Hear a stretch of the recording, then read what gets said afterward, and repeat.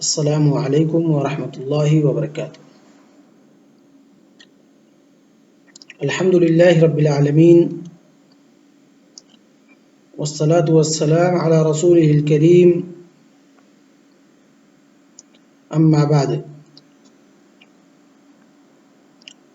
ایها الطلبة، ان المصنف رحمه الله سيذكر الآن الأدلة والآيات من القرآن الكريم ويستدل بها الاسم لله سبحانه وتعالى، وكذلك في هذا المبحث يذكر الآيات أخرى في تنزيه الله سبحانه وتعالى ونفي التمثيل عنه. والآية الأولى التي ذكرها المؤلف رحمه الله لإثبات الاسم لله سبحانه وتعالى فيقول تبارك اسم ربك ذي الجلال والإكرام، الآية من سورة الرحمن، رقم الآية 78۔ مصنف رحمہ اللہ فرماتے ہیں کہ اللہ رب العالمین نے فرمایا تبارک اسم ربک، بابرکت ہے تیرے رب کا نام، ذی الجلال والاکرام، جو کہ عزت اور اکرام والا ہے۔ تو یہاں پر ایک چیز یہ سمجھنے کی ضرورت ہے کہ تبارک کی نسبت کبھی کبھی اللہ رب العالمین کے اسم کی طرف کی گئی ہے، اور کہیں کہیں پر قرآن مقدس کے اندر اللہ رب العالمین نے تبارک کی نسبت اپنے ذات کی طرف کی ہے، اللہ رب العالمین نے ڈائریکٹ اپنے طرف کی ہے۔ تو کیا دونوں کے معنی میں کچھ اختلاف ہے؟ کیا دونوں کے معنی ایک ہی ہیں؟ تو جیسا کہ اللہ رب العالمین تبارک کی نسبت ڈائریکٹ اپنے نفس کی طرف، اپنے ذات کی طرف کرتے ہوئے کہتا ہے فَتَبَارَكَ اللَّهُ أَحْسَنُ الْخَالِقِينَ، کہ اللہ رب العالمین کیا ہے؟ احسن، تبارک اللہ، بابرکت اللہ رب العالمین کی ذات، جو کہ تمام کاریگروں میں، پیدا کرنے والوں میں اللہ رب العالمین بہتر پیدا کرنے والا ہے۔ تو جب اس تبارک کی نسبت، اس برکت کی نسبت اللہ رب العالمین کے اسم کی طرف کی جائے گی تو اس کا معنی ہوتا ہے ان البرکہ تکون باسم اللہ سبحانہ وتعالی،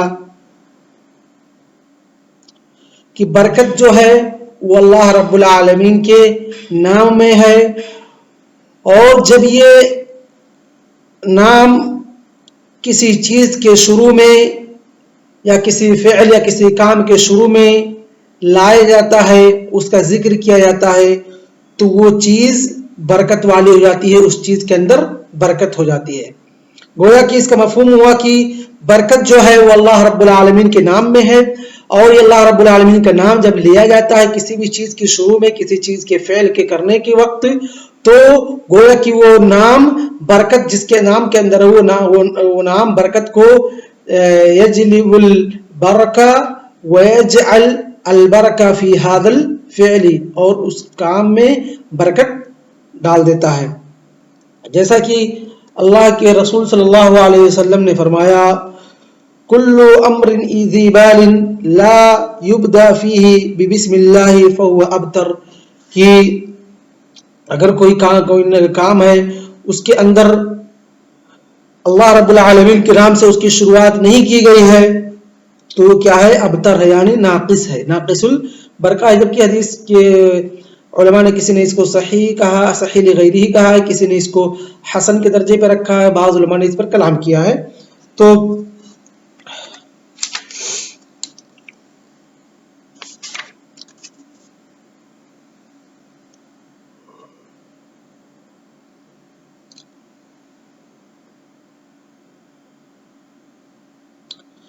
اسی طریقے سے اللہ رب العالمین کا نام لینا فعل کے شروعات میں، کام کے شروعات میں، حتیٰ کہ بہت سے کام ایسے ہیں کہ اگر اس وقت اللہ رب العالمین کا نام نہ لے جائے تو گرچہ وہ چیز آپ حلال طریقے سے کر رہے ہیں، کیا ہو جاتا ہے؟ حرام ہو جاتا ہے۔ جیسا کہ جانور کو ذبح اگر آپ کر رہے ہیں اور اس پر اللہ رب العالمین کا نام نہیں لے رہے ہیں تو گویا کہ وہ حلال نہیں ہے۔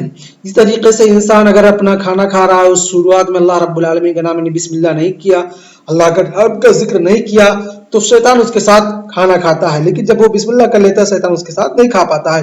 اسی طریقے سے جماع کا مسئلہ ہے، جب انسان اپنی بیوی کے ساتھ جماع کرتا ہے اور اس وقت اللہ رب العالمین کا نام لیتا ہے اللہم جنبنا الشیطان وجنب الشیطان ما رزقتنا، تو کیا ہے حدیث کے اندر ہے کہ اگر اللہ رب العالمین نے اس وقت اس کام کے دوران اگر ان کو نصیب میں لڑکا لکھ دیا ہے یا اس فعل سے ان کو لڑکا مل رہا ہے، لڑکی مل رہی ہے، جو بھی اولاد سے نواز رہا اللہ رب العالمین، تو جو بچہ یا بچی پیدا ہو گیا ہوگی، اب شیطان اس کو نقصان نہیں پہنچا سکتا ہے۔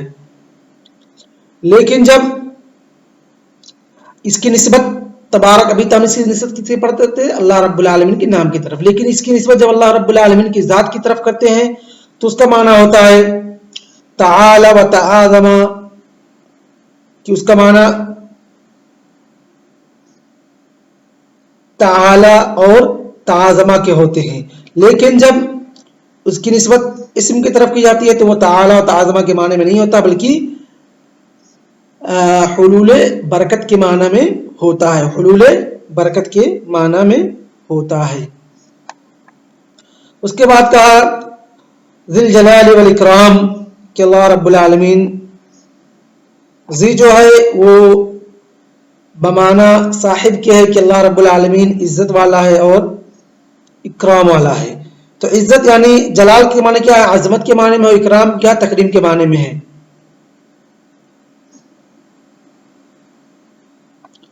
تو عزت اللہ رب العالمین کے لیے ہے اور اکرام اللہ رب العالمین اس بندے کو عزت سے نوازے گا جو بندہ اللہ رب العالمین کی اطاعت کرے گا، اور اسی طریقے سے جو اللہ رب العالمین کی اطاعت کرے گا اس کے دل کے اندر اللہ رب العالمین کی عظمت اور جلالت پیدا ہوگی۔ تو یہ تھی پہلی آیت جس کو ذکر کر کے مصنف رحمہ اللہ رب العالمین کے اسم کا استنباط کرتے ہیں اور کہتے ہیں کہ بہت ساری چیزیں ایسی ہیں کہ مطلب انسان کو اپنے کام کے شروعات میں جہاں جہاں جس کے تعلق حدیثیں وارد ہوئی ہیں، انسان کو ان کاموں کے شروعات میں بسم اللہ الرحمن الرحیم بسم اللہ کرنا چاہیے، اللہ رب العالمین کا نام لینا چاہیے، اور بہت سارے فعل ایسے ہیں کہ انسان اگر بسم اللہ نہیں کرتا تو حلال چیزیں کیا ہو جاتی ہیں؟ حرام ہو جاتی ہیں، جس کا ہم نے بھی تراشا کیا۔ اس کے بعد مصنف رحمہ اللہ آیات کو ذکر کر رہے ہیں جس کے اندر اللہ رب العالمین اپنے صفات کی نفی کرتا ہے، بعض صفات جن سے اللہ رب العالمین کی ذات متصف نہیں ہے ان کی نفی کرتا ہے، جیسا کہ ہم نے شروعات کے اندر پڑھا ان صفات اللہ سبحانہ وتعالی تنقسم الى قسمین الصفات الذاتیہ والصفات الفعلیہ۔ اس کے بعد ایک دوسرے اعتبار سے پڑھا الصفات السلبیہ اور صفات الثبوتیہ۔ تو صفات ثبوتیہ ہی صفات التي اثبتها الله سبحانه وتعالى في كلامه المجيد او اثبتها بلسان نبيه محمد صلی اللہ علیہ وسلم في السنة الصحيحة المطهرة۔ کی صفات ثبوتیہ وہ ہے جس کو بذات خود اللہ رب العالمین نے اپنے کلام قرآن مجید کے اندر ثابت کی ہے یا اپنے نبی محمد عربی صلی اللہ علیہ وسلم کے زبان کے ذریعے سنت مطہرہ صحیحہ کے اندر ثابت کیا ہے۔ تو یہ تھی صفات ثبوتیہ۔ اس کے بعد جس کا دراسہ بھی ہم کر رہے تھے ابھی تک پڑھتے ہوئے چلے آج، جس کا تذکرہ مصنف رحمہ اللہ نے کیا، اس میں سے کچھ صفات ذاتیہ ہیں، کچھ صفات فعلیہ ہیں۔ اس کے بعد کچھ صفات ہیں جو کہ ثبوتیہ کے بعد جو دوسری قسم ہے وہ ہے منفیہ، یا اس کا دوسرا نام ہے صفات سلبیہ، کہ جن کی اللہ رب العالمین نے اپنی ذات سے نفی کی ہے، جن سے اللہ رب العالمین متصف نہیں ہے۔ یعنی صفات سلبیہ کسے کہتے ہیں؟ یہ صفات اللہ یہ صفات التي نفاها اللہ سبحانہ وتعالی نفسه او نفاها نبینا محمد صلی اللہ علیہ وسلم عن اللہ سبحانہ وتعالی، کہ وہ صفات جن کو بذات خود اللہ رب العالمین نے جن کی نفی کی ہے ان سے اللہ رب العالمین کی ذات متصف نہیں ہے، یا محمد عربی صلی اللہ علیہ وسلم نے ان صفات سے اللہ رب العالمین کی ذات کو منزہ اور مبرہ اور پاک کیا ہے اور کہا کہ اللہ رب العالمین ان صفات سے متصف نہیں ہے۔ تو تو ان کو کیا کہتے ہیں؟ صفات منفیہ، یا دوسرا نام ان کا کیا ہے؟ صفات سلبیہ. اور یہ بات بھی سمجھنے کی ضرورت ہے کہ کوئی بھی چیز جب وہ اس بات اور نفی کے طریقے سے لائی جائے تو وہ نفوس کے اندر اس کا الگ مقام اور ایک الگ کمال ہوتا ہے. جس طریقے سے اللہ رب العالمین نے اپنی توحید کو ثابت کرنے کے لیے نفی اور اثبات دونوں استعمال کیے ہیں. لا الہ الا اللہ، اولا ان اللہ سبحانہ وتعالی قال لا الہ الا معبودا، ثم قال الا اللہ بحق الا اللہ، کہ حقیقی معبود صرف اور صرف اللہ رب العالمین ہے. فکذالک ان اللہ سبحانہ وتعالی اثبت صفاته كيف؟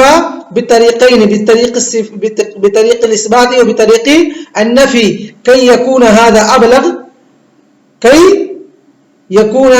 هذا ابلغ، او كي تكون هذه الصفات ماذا؟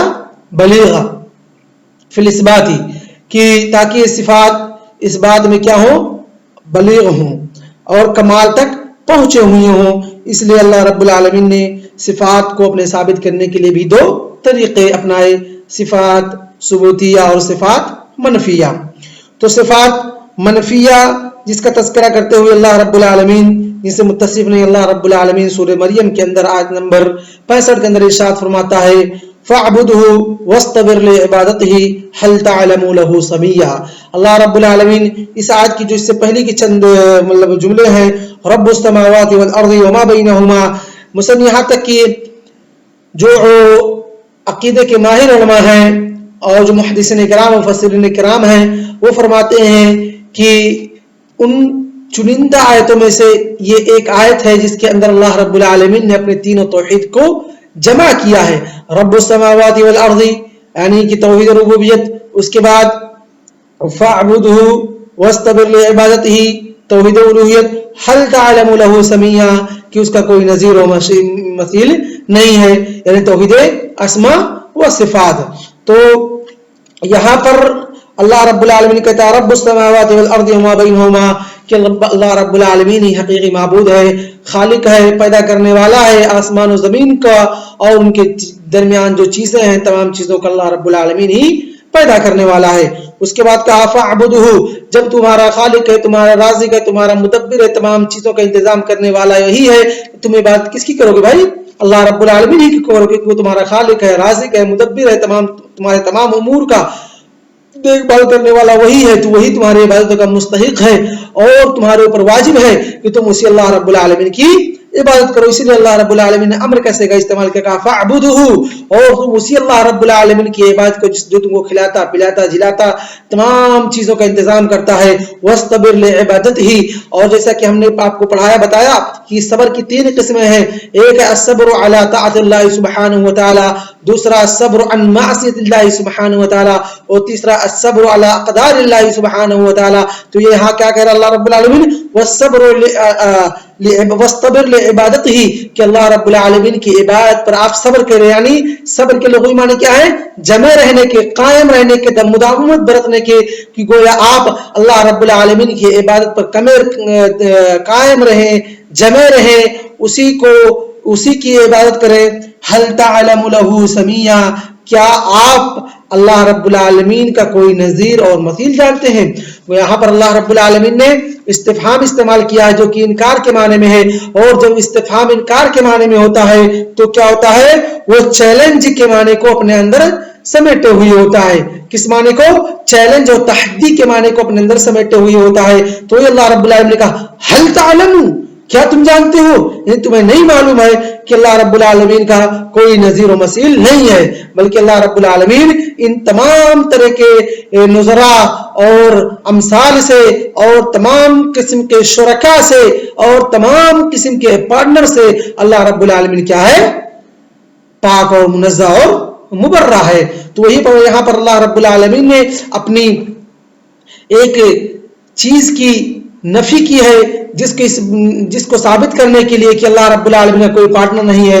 مصنف رحمہ اللہ یہاں پر اس آیت کو ذکر کیا اور کہا هل تعلم له سمیع. سمیع کہتے ہیں شبیہ اور نظیر کو, شبیہ اور نظیر کو. سمیع سے جس کے معنی ہوتے ہیں شبیہ اور نظیر کو, یعنی کوئی ایسا بندہ نہیں ہے جو اللہ رب العالمین کے اسم کا مستحق ہو یا ان تمام چیزوں کا مستحق ہو جن کا اللہ رب العالمین مستحق ہے.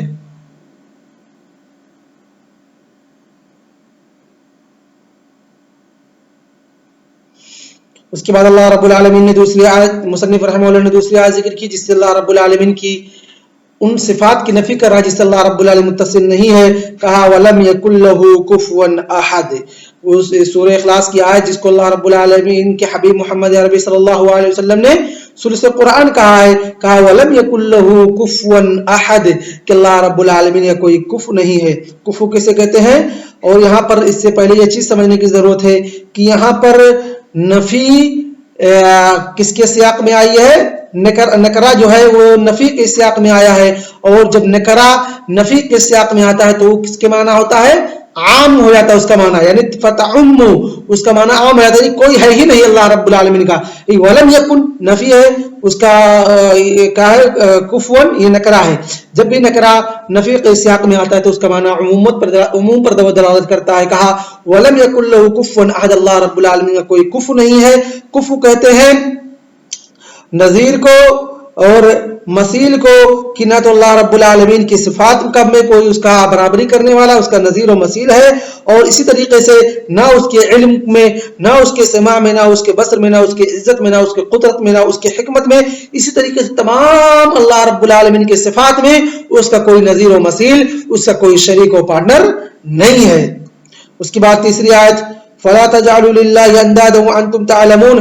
مصنف رحمہ اللہ یہاں پر اس آیت کو ذکر کر کے اللہ رب العالمین سے صفت اللہ رب العالمین کے پارٹنر کی نفی کرتے ہیں کہ اللہ رب العالمین کوئی پارٹنر نہیں ہے. کہا فلا تجعلوا للہ اندادا وانتم تعلمون کہ لوگوں, جبکہ اسی آیت کا جو جز ہے, پہلا جز ہے, پہلا حصہ ہے, کہا اے لوگوں تم اللہ رب العالمین کی عبادت کو جس نے تم کو پیدا کیا اور تم سے پہلے لوگوں کو پیدا کیا تاکہ تم اس سے ڈرو, اور کہا جس نے تم کو تمہارے لیے زمین کو بستر بنا دیا اور تمہارے لیے آسمان بنایا, اور آسمان سے اللہ رب العالمین پانی نازل فرماتا ہے, پھر پانی سے اللہ رب العالمین تمہارے لیے اناج کو, میوہ جات کو, غلہ جات کو, تمام چیزوں کو پیدا کرتا ہے, اور تمہارے لیے پھلوں کو نکالتا ہے جو تمہارے رزق کے کام آتے ہیں. اور کہا فلا تجعلوا للہ اندادا, جو تمام چیزوں کو تمہارے لیے انتظام کرنے والا ہے اس اللہ رب العالمین کا تم پارٹنر مت بناؤ, اس اللہ رب العالمین کا تم شریک اور ہمسایہ نہ بناؤ. کہا فلا تجعلوا للہ اندادن. انداد جو ہے یہ ند کا جمع ہے, اور ند کہتے ہیں مکافئ اور مشابہ کو کہتے ہیں کہ اللہ رب العالمین کا کوئی مقابل اور مکافئ اور مشابہ اور نظیر اور پارٹنر اور شریک نہیں ہے. وانتم تعلمون, تم کو یہ باتیں بخوبی معلوم ہے کہ جب ربوبیت کا مالک ایک اللہ رب العالمین ہے تو الوہیت میں اس کا پارٹنر, اس کا شریک کیسے کوئی ہو سکتا ہے؟ تم کو یہ چیزیں معلوم ہے کہ خالق, رازق, مدبر, تمام چیزوں کو پیدا کرنے والا, باری, مصور, تمام چیزوں کو بنانے والا کون ہے؟ اللہ رب العالمین ہے. جب اس میں کوئی شریک نہیں تو اس کے بعد میں کیسے کوئی اس کا شریک ہو سکتا ہے؟ It is possible? No, it is not possible. There is no partner of Allah in His worship. اللہ رب العالمین کی عبادت میں اس کا کوئی پارٹنرشپ نہیں ہے, but is Allah is only one. اس کے بعد چوتھی آیت کہا وَمِنَ النَّاسِ مَن يَتَّخِذُ مِن دُونِ اللَّهِ أَندَادًا يُحِبُّونَهُمْ كَحُبِّ اللَّهِ. اور کہا لوگوں تم اللہ رب العالمین کی محبت میں کسی کو شریک نہ کرو. ایک ہوتا ہے کہ اللہ رب العالمین کی محبت میں شریک کرنا, دوسرا ہوتا ہے اللہ رب العالمین کے لیے محبت کرنا یا اللہ رب العالمین کے لیے کسی سے محبت کرنا. تو دونوں میں فرق ہے. لازم ان نفهم هذا الفرق. فالفرق بين هذا ان تجعل ندا او شريكا في حب الله سبحانه وتعالى, هذا شيء آخر, هذا شرك. واما الشيء الآخر ان تحب رجلا لله سبحانه وتعالى اور فی اللہ سبحانہ و تعالی کہ اللہ رب العالمین کے لیے آپ کسی سے محبت کریں، یا دوسرا ہے کہ اللہ رب العالمین کے ساتھ آپ کسی کو شریک کریں محبت میں. تو پہلا جو ہے اللہ رب العالمین کے ساتھ کسی کو محبت میں شریک کرنا یہ شرک ہے، اور اسی کی نفی اللہ رب العالمین اس آیت کے اندر کی. وَمِنَ النَّاسِ مَن يَتَّخِذُ مِن دُونِ اللَّهِ أَندَادًا يُحِبُّونَهُمْ، ان بتوں سے، ان پارٹنروں سے، ان شریک سے، ان مکافئ سے اس سے ویسے ہی محبت کرتے ہیں جیسا کہ اللہ رب العالمین سے محبت کرتے ہیں، یعنی عبادتی محبت. تو یہاں پر یہ منع ہے، لیکن اللہ رب العالمین کے لیے محبت کرنا یہ چیز ثابت ہے، بلکہ یہ آپ کو سایہ دلانے والی چیز ہوگی کہ دو لوگ ایسے ہوں گے جو اکٹھا ہوئے اللہ رب العالمین کی محبت میں، اور جدا ہوئے تو صرف اللہ رب العالمین کی محبت میں. تو یہ تھی چند آیتیں جن کا تذکرہ مصنف رحمہ اللہ نے یہاں پر کیا ہے، اور اللہ رب العالمین کی صفات میں سے صفت اللہ رب العالمین کے اسم کو ثابت کیا ہے، اور صفات جو منفی صفات ہیں ان کی نفی کی ہے کہ اللہ رب العالمین ان صفات سے متصف نہیں ہے. تو آج کا درس ہم اسی پر اکتفا کرتے ہیں. وصلی اللہ علی نبینا محمد وعلی آلہ وصحبہ اجمعین. السلام علیکم ورحمۃ اللہ وبرکاتہ.